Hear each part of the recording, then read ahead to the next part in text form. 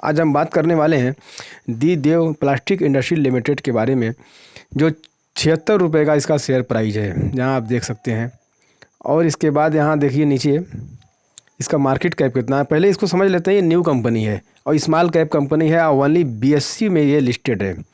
यहाँ देखिए आप, ये BSE ओनली BSE में, NSE में नहीं है। बॉम्बे स्टॉक एक्सचेंज के अंदर इसकी लिस्टिंग हुई है और बहुत थोड़े ही दिन हुआ है, बिल्कुल नई कंपनी है।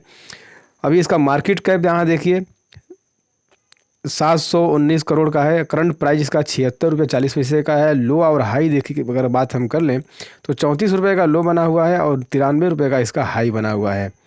और ये कंपनी डिविडेंड भी पे कर रही है, ये भी खुशी की बात है। लेकिन ठीक है, चलिए, बहुत छोटी कंपनी है, डिविडेंड भी कुछ दे रही है। ये पॉइंट में 31 पॉइंट है। पी इसका 13 है और ROCE 44 के आसपास है। ठीक है, अभी बुक वैल्यू तो 1 रुपये की है, कोई बात नहीं है, लेकिन नई कंपनी है। और फिर उसका और फंडामेंटल देखते हैं इसमें कि हम क्या ये करने लायक है। ये बिल्कुल ठीक है, 40 रुपये के आसपास से ये कंपनी उठी है और 40 से डायरेक्ट ये 80-85 तक गई। यानी जो शुरू में जो लोग पैसा लगाए होंगे वो उनका 1 लाख का 2 लाख हो गया होगा। ठीक है, लेकिन ये विश्वास वाली कंपनी फ़िलहाल मेरे हिसाब से नहीं है, क्योंकि अभी बहुत नई कंपनी है। यहाँ देखिए, जो बाकी कंपनियों से कंपटीशन है इसका, ये 8वें नंबर पे कंपनी आ रही है। यहाँ ये देखिए 8 नंबर पे कंपनी है ये। बाकी सारी कंपनियां हैं इसके ऊपर, लेकिन ये कंपनी 8 नंबर पे आ रही है। अब नीचे आप देखते हैं क्वार्टरली रिजल्ट के बारे में, 3 क्वार्टर के बारे में यहाँ बात हुई है। देखिए 2021, 2022, 2022, ये मार्च में है, ये जून में है, ये जुलाई में है। क्वार्टर रिजल्ट की बात कर लें तो क्वार्टर रिजल्ट में जून 2021, मार्च 2022 और ये मार्च 2022, ये सिर्फ 3 डेटा मौजूद है यहाँ पे। इसके अलावा कोई डेटा ही नहीं है। और सेल्स इन्होंने कितना किया है, 506 करोड़ का। ये करोड़ में है ये, यहाँ आप देख सकते हैं फिगर्स इन करोड़ लिखा हुआ है। और 622 करोड़ में, और 22 जून में इनका क्या हुआ, देखिए 537 करोड़ का हुआ है। अब ये तो हो गया, लेकिन प्रॉफिट कितना हुआ इनका, क्योंकि नेट प्रॉफिट भी तो एक बहुत वैल्यू रखता है और जानना चाहिए हमें। तो आप देख सकते हैं कि नेट प्रॉफिट कितना हुआ, यानी काट पीट का टैक्स वगैरह जो भी देना हुआ ये दिए यहाँ पे 22%, 32%, 26% का टैक्स देने के बाद देखिए 11 करोड़ का, फिर 18 करोड़ का, फिर लास्ट में 14 करोड़ का, ये इनका प्रॉफिट हुआ है। और EPS तो अभी बिल्कुल नहीं दिखा रहे हैं। और आप नीचे और आ सकते हैं, प्रॉफिट लॉस के बारे में और देख सकते हैं। सेल कितना हुआ इनका, तो सेल तो आप देख रहे हैं कि मार्च में, यानी बहुत पुरानी कंपनी नहीं है। देखिए, बताया पहले आपको हमने, मार्च 2022 के अंदर जो इनका डेटा मेंशन हुआ है, ये 2227 करोड़ का इनका सेल हुआ है टोटल। और नीचे आएंगे तो टोटल सालाना इनका प्रॉफिट जो है वो देखेंगे तो नेट प्रॉफिट क्या है, तो मात्र 55 करोड़ का नेट प्रॉफिट। ये नेट प्रॉफिट यहाँ 55 करोड़, यानी 55 करोड़ का नेट प्रॉफिट इनका हुआ है। डिविडेंड देने का तो ऐलान कर दिया, लेकिन डिविडेंड इन्होंने अभी -0 में किसी को दिया नहीं है अभी फ़िलहाल। और बाकी यहाँ कंपनी सेल ग्रोथ बिल्कुल सब 0 में है, कंपनी प्रॉफिट ग्रोथ 0 में है, यहाँ 0 में सब। इक्विटी में तो है थोड़ा सा 28%, ठीक है, उससे कोई मतलब नहीं खास होता है। और नीचे देखिए बैलेंस शीट, बैलेंस शीट इसका बहुत महत्व। यहाँ देखिए बैलेंस शीट, रिज़र्व इसके पास कितना है। रिज़र्व वो धन होता है कि जो हम कंपनी के पास होता है और कंपनी किसी बुरे वक्त में काम आता है उसके पास। ये होना चाहिए, बहुत ज़रूरी है। और ना होने पर ये तो बहुत बड़ा प्रॉब्लम हो जाता है, लेकिन ये है कि होने पर थोड़ा सा कुछ ठीक रहता है, होना चाहिए। तो रिज़र्व कितना है देख लेते हैं, 382, बहुत कम है। और कंपनी का जितना पूरा साइज है उस हिसाब से देखेंगे तो स्मॉल कैप में ठीक ही है, लेकिन ब्रोइंग इसके अंदर देखिए उनका कर्ज है इनके पास, ये थोड़ा ज़्यादा ही है। इतनी छोटी कंपनी में इतना बड़ा कर्ज नहीं होना चाहिए। अब आप देखिए नीचे, मेन चीज़ देख रहे थे इसमें प्रमोटर कितना है, प्रमोटर का शेयर होल्डिंग कितना है। तो ये हैं आपके प्रमोटर, यहाँ आप देख सकते हैं प्रमोटर की होल्डिंग कितनी चल रही है। यहाँ 74.84% की होल्डिंग प्रमोटर के पास है, और पब्लिक के पास 25% के आसपास है।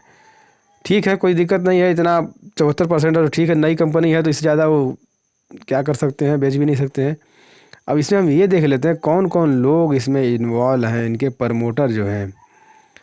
ये देखिए, ये पॉली प्राइवेट लिमिटेड भी इसमें इन्वॉल्व हैं। और डी देव सुरैना जी तो जिसके सीईओ हैं, डी देव सुरैना जी जो हैं, ये इनके सीईओ हैं। इन्होंने अच्छा काम किया है। देखिए आगे क्या करते हैं, तो भी कोई डेटा नहीं, कुछ कहा नहीं जा सकता कंपनी कितना दिन टिकेगी मार्केट में, कितना दिन काम करेगी, क्या होगा क्या नहीं होगा, क्योंकि हम जो भी बात करते हैं वो डेटा के हिसाब से ही बात करते हैं। डेटा जो मिला है उस हिसाब से हम बात कर रहे हैं। फिर टाटा देवी सुरैना, इन्होंने भी इन्वेस्ट किया हुआ है। कितना इन्वेस्ट किया इन्होंने? 0.8%। और जीदेव सुरैना जी जो मेन इसके सीईओ हैं, उन्होंने 0.73%। और जो उसके ऊपर पॉली लिमिटेड प्राइवेट लिमिटेड जो है, इन्होंने अच्छा 74.3 का इन्वेस्टमेंट किया है उसमें। ठीक है, सबसे ज़्यादा होल्डिंग उनकी उन्हीं की है। और सुरेंद्र कुमार सुरैना जी का जो है होल्डिंग इसमें बिल्कुल जीरो है। और नरेंद्र सुरैना जी का होल्डिंग जीरो है। और सरला सुरैना जी का होल्डिंग इसमें जीरो है। इन तीनों ने होल्डिंग नहीं की है पर कंपनी में काम कर रहे हैं। ठीक है, ऊंचे ऊंचे पद पे हैं। अब ये हम देख लेते हैं कि पब्लिक के पास क्या है और पब्लिक में कौन इन्वॉल्व है। तो पब्लिक के पास हम देख ले रहे हैं कि पब्लिक के पास 25% की होल्डिंग है। मज़े की है, 25% की होल्डिंग है। ये आप देख सकते हैं, ये यहाँ पे 25% की होल्डिंग पब्लिक के पास है। और अल्मोंड पॉली ट्रेडर्स प्राइवेट लिमिटेड की बात, ये भी एक बड़ी कंपनी है। इन्होंने इन्वॉल्व किया है, कितना किया है? 8%। ठीक है, 8.24 मानते हैं। लेवल टेक्सटाइल प्राइवेट लिमिटेड, इन्होंने भी 4%, 4.5% की होल्डिंग पकड़ी है इसमें। इनको कुछ लगा होगा, इन्होंने होल्डिंग ली है, बढ़िया होल्डिंग ली है। आज 12-13% लगभग इन दोनों का मिला के है। 13 के बाद 12% जो है नॉर्मल पब्लिक का है। 12% नॉर्मल पब्लिक का है। ठीक है, बाकी तो इंडस्ट्री वाले हैं, उन्होंने अंदर की बात कुछ देखा सुना होगा, अपना लगाए होंगे। जब उनको अंदर की खबर मिलेगी तो वो बेच के निकल भी जाएंगे। और हम लोगों को तो एक दिन बाद ही खबर मिलती है, फिर आप लोगों को 1 दिन 2 दिन बाद खबर मिलती है। तो इसलिए तो भाई ये बड़े लोग हैं, इनकी बात नहीं हम कर सकते हैं। ये है प्रमोटर की होल्डिंग और इस तरीके से ये काम कर रही है कंपनी। भी बहुत स्मॉल कैप की कंपनी है, छोटी कंपनी है, इसमें कुछ भरोसा नहीं किया जा सकता है। और टेक्निकल भी इसका कोई खास नहीं है। यहाँ देखिए, तो आपको हम ये कहना चाहते हैं कि बिल्कुल आप संभल के रहिए। न्यू लोग इस पर इन्वेस्ट ना करें तो बढ़िया है, क्योंकि कंपनियाँ और भी बहुत सारी हैं दिल लगाने के लिए, और भी बहुत सी चीज़ें हैं शेयर मार्केट में, आप उन्हें लगा सकते हैं, देख सकते हैं। और ये बहुत छोटी कंपनी है, नई कंपनी है बिल्कुल, अभी कहाँ जाएगी क्या करेगी कुछ उतना मालूम नहीं पड़ रहा है। तो इसलिए आप इससे दूर रहें तो बेहतर। जो जिन लोगों ने होल्डिंग ले ली है वो अपना देखते रहें, अपना कुछ प्रॉफिट मिलता है तो बेच के निकल जाएँ।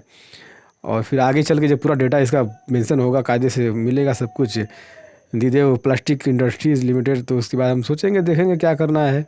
ओनली BSE में लिस्ट है ये, कोई ये भी नहीं है कि NSE में भी है, ओनली BSE में है ये। और 719 करोड़ की कंपनी है। ठीक है, तो ये एनालाइज कैसा लगा आप लोगों को, ये ज़रूर कमेंट करके बताइएगा। अगर आपने शेयर कर लिया है तो बहुत अच्छी बात है, अगर नहीं शेयर किया तो फ़ौरन शेयर कर लीजिए। और अगर आपने सब्सक्राइब कर लिया है तो बहुत अच्छी बात है, आपका तहे दिल से शुक्रिया। और जो सब्सक्राइब नहीं किया तो फ़ौरन आप सब्सक्राइब कर लें और ज़्यादा से ज़्यादा लोगों तक ये वीडियो भेजें, क्योंकि फंसे ना लोग। क्योंकि ऐसी छोटी छोटी कंपनियां आती रहती हैं, हो सकता है कि लिस्ट हो डिलिस्ट भी हो जाए, क्या होगा क्या नहीं होगा कुछ कहा नहीं जा सकता इसके बारे में।